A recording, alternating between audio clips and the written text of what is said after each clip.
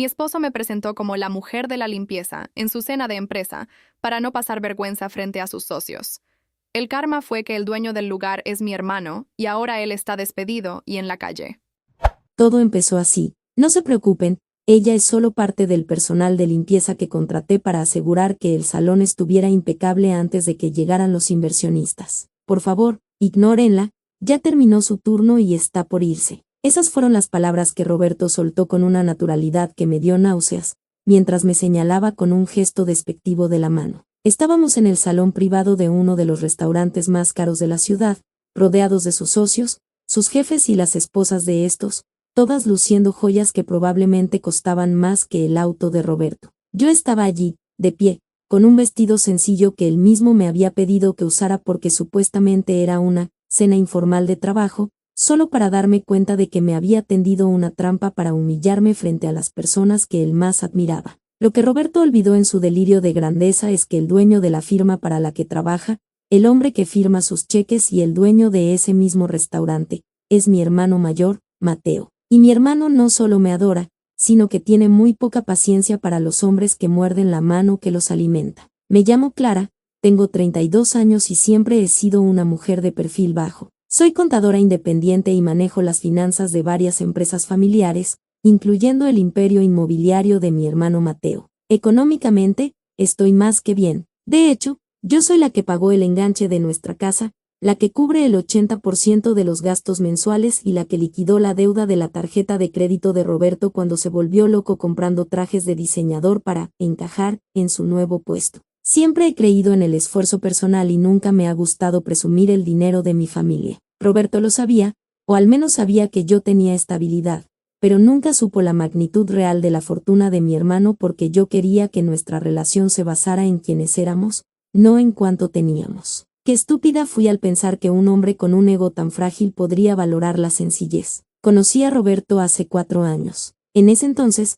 él era un agente de ventas con mucha hambre de éxito y una sonrisa que me pareció genuina. Me decía que admiraba mi inteligencia, que le encantaba que yo fuera una mujer centrada y que no necesitaba de lujos para ser feliz. Eres aire puro, Clara, en un mundo lleno de gente plástica, me decía mientras cenábamos tacos en la esquina. Durante los primeros 2 años, la relación fue sólida, o eso me hizo creer. Yo lo apoyé en cada paso, le pagué cursos de oratoria, le compré su primer reloj bueno para que tuviera presencia en las citas y usé mis influencias con Mateo, sin decirle a Roberto que era mi hermano, para que le dieran una entrevista en la firma de corretaje más importante de la región. Roberto consiguió el empleo y, a medida que su salario subía, su humildad bajaba a una velocidad alarmante. Las primeras señales de alerta fueron sutiles, de esas que decides ignorar porque quieres que tu matrimonio funcione. Roberto empezó a ser crítico con mi ropa. Clara, ¿otra vez vas a usar esos jeans? Pareces un estudiante,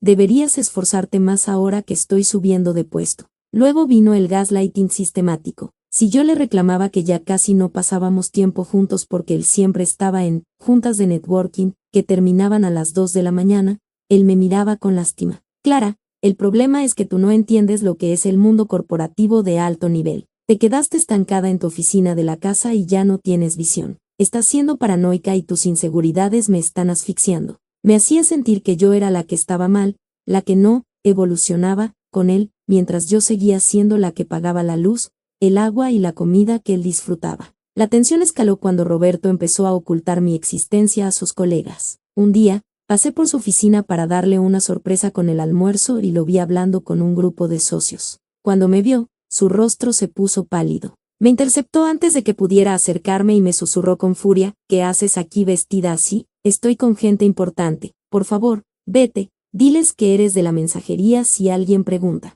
Ese día me fui a casa llorando, pero cuando llegó en la noche, me convenció de que había mucha política en la oficina, y que no quería que me mezclaran con el ambiente tóxico de la competencia. Yo, en infinita paciencia, volví a creerle. Empezó a dejar de invitarme a las cenas de la empresa, diciendo que eran solo para hombres, hasta que llegó la invitación para la gran gala anual por el cierre de un contrato millonario. Días antes de la cena, Roberto estaba inusualmente nervioso. Me dijo que esta vez sí quería que fuera, pero que había una temática especial. Es algo conceptual, Clara. El jefe quiere que veamos la importancia de cada eslabón de la cadena de producción. Necesito que vayas con ropa muy sencilla, casi de trabajo doméstico, es para un ejercicio de humildad que van a hacer los socios. Yo iré de traje, pero es parte del contraste. Me pareció extraño, incluso ridículo, pero Roberto insistió tanto que acepté. Confía en mí, nena, esto me va a dar el ascenso a socio regional, me suplicó. El día de la cena, llegamos al restaurante de Mateo. Yo me sentía sumamente incómoda. Llevaba un pantalón de mezclilla viejo, una camisa de algodón simple y el cabello recogido en una coleta básica, sin rastro de maquillaje. Roberto, en cambio, lucía un traje que yo le había regalado, oliendo a un perfume caro. Al entrar al salón privado, vi que todas las demás esposas estaban vestidas de gala, con vestidos de seda y diamantes. La confusión me golpeó como un rayo. Miré a Roberto y él ni siquiera me sostuvo la mirada. Me llevó hacia un rincón del salón, cerca de la zona donde los meseros preparaban las cheroles. Cuando el socio principal de la firma, un hombre llamado señor Garrido, se acercó a nosotros con su esposa, saludó a Roberto con una palmada en la espalda. Roberto, excelente trabajo con el contrato de la costa, pero dime, ¿quién es esta joven que te acompaña? Roberto dio un sorbo a su copa de champaña, puso una sonrisa condescendiente y soltó la bomba. Ah, señor Garrido, disculpe. Ella es Clara, la mujer de la limpieza que contraté de forma privada para revisar que el salón estuviera perfecto antes de la recepción. Saben cómo soy de perfeccionista. Clara, ya puedes retirarte, gracias por tu servicio. Me quedé helada, el mundo se detuvo. Sentí que la sangre se me subía a la cara y luego me dejaba fría. Los ojos del señor Garrido pasaron de Roberto a mí con una mezcla de confusión y desdén. Vaya, Roberto, sí que eres meticuloso, comentó la esposa del socio con una risita burlona. Roberto me hizo una señal con la mano, como si estuviera espantando a una mosca, indicándome que me fuera hacia la cocina. Roberto, ¿qué acabas de decir? Susurré, con la voz quebrada por la humillación. No hagas una escena ahora, Clara xiseó entre dientes, sin dejar de sonreír a los socios. Te dije que era por mi carrera. No encajas aquí, me das vergüenza frente a esta gente. Vete por la puerta de atrás y hablamos en la casa. No arruines mi momento con tu sentimentalismo de clase media. En ese momento, el quiebre emocional fue absoluto. Me di cuenta de que el hombre con el que compartía mi cama,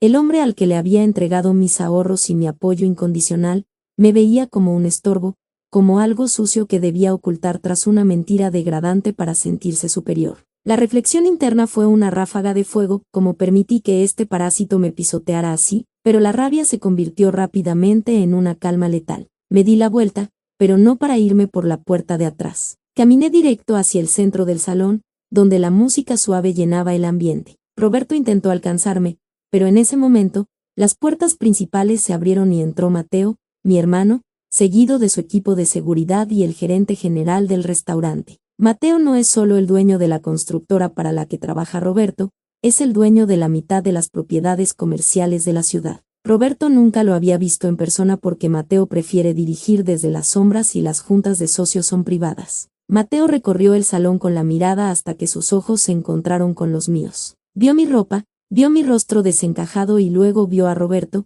que estaba tratando de tomarme del brazo para sacarme a la fuerza. Clara, ¿qué haces aquí vestida así? Gritó Mateo, acercándose a grandes zancadas. El salón se quedó en un silencio sepulcral. Roberto soltó mi brazo como si le hubiera dado una descarga eléctrica. Su cara pasó del rojo de la furia al blanco del terror absoluto al escuchar que el dueño de la empresa llamaba por su nombre a la mujer de la limpieza. ¿Usted conoce a la señora del servicio, señor Mateo? Preguntó el señor Garrido, tartamudeando. Mateo se detuvo frente a nosotros. Su mirada era de puro acero. Me puso un brazo sobre los hombros y me miró con una preocupación que me hizo querer llorar, pero aguanté. ¿Señora del servicio?, rugió Mateo, y su voz resonó en todo el restaurante. Esta es mi hermana, Clara, y también es la socia mayoritaria del fideicomiso que financia esta firma. Roberto, ¿quieres explicarme por qué mi hermana está vestida así y por qué la estabas jaloneando? Roberto no podía hablar. Abría y cerraba la boca como un pez fuera del agua. Los socios de la empresa intercambiaban miradas de pánico. Roberto intentó balbucear una disculpa, pero yo lo interrumpí. Me presentó como la mujer de la limpieza, Mateo, dije, mirando fijamente a Roberto. Me engañó para que viniera vestida así diciéndome que era una temática de la empresa, solo para poder humillarme frente a sus amigos porque le doy vergüenza. La atmósfera en el salón se volvió glacial. Mateo soltó una carcajada seca, de esas que significan que alguien va a perderlo todo. Así que te doy vergüenza, Roberto, continuó Mateo. Te da vergüenza la mujer que paga tu renta, la mujer que pagó el reloj que llevas puesto y la mujer que es mi hermana. Garrido, quiero que este hombre esté fuera de mi empresa en los próximos 5 minutos. No quiero a un mentiroso y a un maltratador emocional representando mis intereses. Y por cierto, Roberto, el contrato de arrendamiento de la casa donde vives está a nombre de una de mis filiales. Tienes hasta mañana a las 8 de la mañana para sacar tus cosas antes de que cambie las cerraduras. Mateo, por favor, fue un malentendido. Clara, nena, dile que fue una broma, suplicó Roberto, cayendo de rodillas en medio del salón. Señor Garrido, ayúdeme. Garrido ni siquiera lo miró. Lo siento, Roberto, pero el señor Mateo tiene razón. Tu falta de ética es inaceptable. Salí del restaurante con la cabeza en alto, escoltada por mi hermano. Roberto intentó seguirme al estacionamiento, gritando que no podía hacerme esto, que él me amaba, pero la seguridad de Mateo se encargó de que no se acercara a más de 10 metros de mi coche. Las consecuencias fueron inmediatas y brutales. Roberto no solo perdió su empleo, sino que su reputación en el mundo inmobiliario quedó destruida. Mateo se encargó de que todos los socios de la ciudad supieran exactamente lo que había hecho. Al día siguiente, cuando llegó a la casa, se encontró con que yo ya había sacado todas sus pertenencias en bolsas de basura a la banqueta. No lo dejé entrar. No le di una explicación. Bloqueé su número y contraté a un abogado para que gestionara el divorcio de inmediato. Días después, me enteré por una amiga en común de que Roberto estaba viviendo en un motel de mala muerte porque no tenía ahorros. Se lo había gastado todo en aparentar una vida que no podía costear. Me envió correos desesperados, tratando de minimizar todo. Solo fue una tontería para impresionar a los jefes. Clara, no seas tan rencorosa. Después de todo lo que pasamos, no puedes dejarme en la calle así. Supe también que intentó pedirle trabajo a la competencia, pero nadie quería tocar a un hombre que había insultado a la hermana de Mateo. La decisión final fue la más satisfactoria de mi vida. Me di cuenta de que mi sencillez nunca fue el problema era su inseguridad y su ambición desmedida. Decidí tomar un papel más activo en la empresa de mi hermano y hoy soy yo quien supervisa las contrataciones. El karma se cerró de forma perfecta hace unas semanas. Estaba saliendo de una junta y lo vi en una esquina, cerca de un edificio de oficinas, con un traje desgastado y una carpeta bajo el brazo. Se veía demacrado, viejo y desesperado. Cuando me vio bajar de mi coche, uno nuevo que me compré para celebrar mi libertad, intentó acercarse, pero mi chofer lo detuvo. Roberto me miró con una súplica que antes me habría partido el corazón, pero ahora solo me causó indiferencia. Clara, por favor, no tengo nada. Estoy buscando trabajo de lo que sea. Ayúdame con Mateo. Lo miré desde detrás de mis gafas de sol y solo le dije, lo siento,